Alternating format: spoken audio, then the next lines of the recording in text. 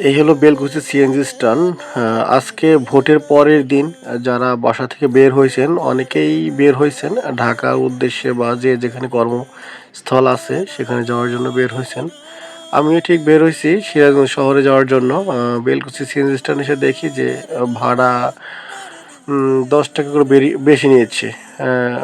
অনেকদিন আগে ছিল 40 টাকা করে, 40 টাকা থেকে 50 টাকা, ঠিক আছে 50 টাকা করে নিয়েছে।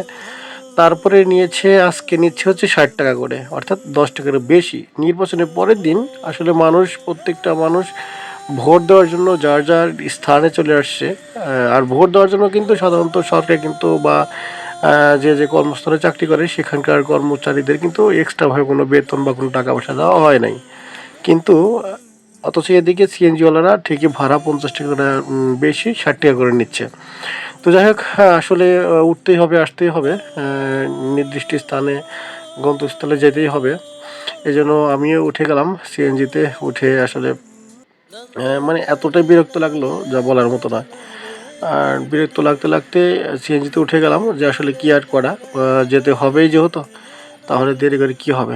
তো সিএনজিতে উঠলাম, উঠে সিএনজি স্টার্ট করছে, স্টার্ট করে সিরাজগঞ্জ শহরের উদ্দেশ্যে রওনা দিলাম। আসলে রাস্তাঘাটে তেমন আজকে একটা জ্যাম নাই। আমি সকালে আসছি 9টার দিকে, মেবি 9টা 9:30টার দিকে বাসা থেকে বের হয়েছিলাম, এখন 10টা বেজে গেছে। তো যাই হোক, তুমি এরকম করতেছো কেন? আমি দেখতেছি না, আমি ভয়েস করতেছি, তুমি ডিস্টার্ব করো না আমাকে, ঠিক আছে? তো যাই হোক, আমি আমার গৃহিণীর সাথে কথা বলতেছিলাম, আমি আবারও ভয়েস দিয়ে শুরু করলাম, সে আমাকে কেড়ে দিতেছে, ঠিক আছে? আহ, তো রাস্তাটা একদমই ফাঁকা, গাড়ি ঘোড়া তেমন একটা খুব একটা জ্যাম নাই। জ্যাম থাকলে এই যে হচ্ছে আমাদের সেই কোর ড্রাইভার প্রায় 60 টাকা করে ভাড়া নিতেছে।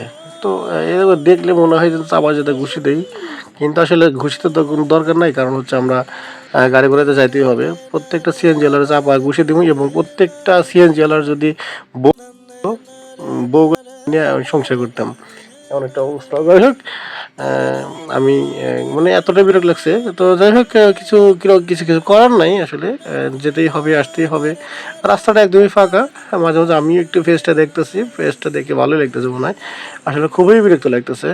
তো যাই হোক, সামনে একটা রিক্সা আছে, রিক্সার উপরে কিছু মানুষ আছে, তারাও দেখতেছে যাইতেছে। রাস্তাটা একদমই ফাঁকা, টনটনা রাস্তা। রাস্তাটা একদমই ফাঁকা আছে, কোনো জ্যাম নাই। আপনারা সবাই চাইলে বাসা থেকে বের হতে পারেন ঢাকার উদ্দেশ্যে, সিরাজগঞ্জের উদ্দেশ্যে, পাবনার উদ্দেশ্যে, রাজশাহীর উদ্দেশ্যে, যে যেখানে যেতে যেতে পারেন, কোনো সমস্যা নাই। আমিও যাচ্ছি সিরাজগঞ্জ শহরের উদ্দেশ্যে।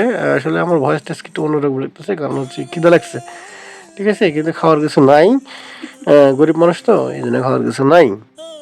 যেতে যেতে দেখলাম যে ঘোড়ার গাড়ি, তো দেখলাম একটু ভিডিও করে নিলাম, ভালো লাগতেছে। অনেকদিন পর ঘোড়ার গাড়ি দেখলাম, দেখতে অনেক সুন্দর মনোরম পরিবেশ লাগতেছে।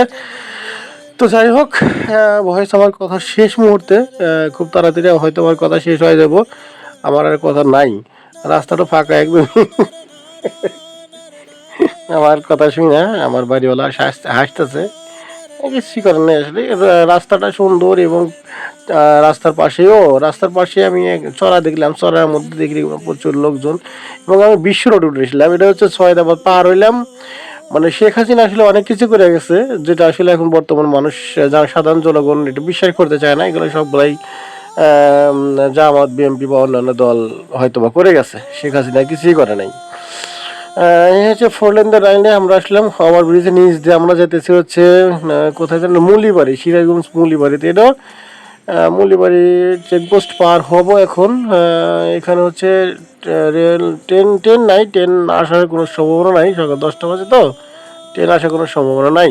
তো রেলগাড়ি পার হইলাম, পার হওয়ার পরে আমরা আসলাম হচ্ছে মুলিবাড়ি চেকপোস্ট পার হওয়ার পরে আসলাম হচ্ছে কোথায়, চায়নাবাদ। চায়নাবাদ 4 নাম্বার ইকোনমিক জোন, এটা হচ্ছে মেইন গেট। আমরা ছাড়াই গেলাম অলরেডি। ছাড়ানোর পরে আমরা কোথায় গেলাম, এটার নাম তো জানি না। তো যাই হোক, সবাই ভালো থাকবেন, সুস্থ থাকবেন।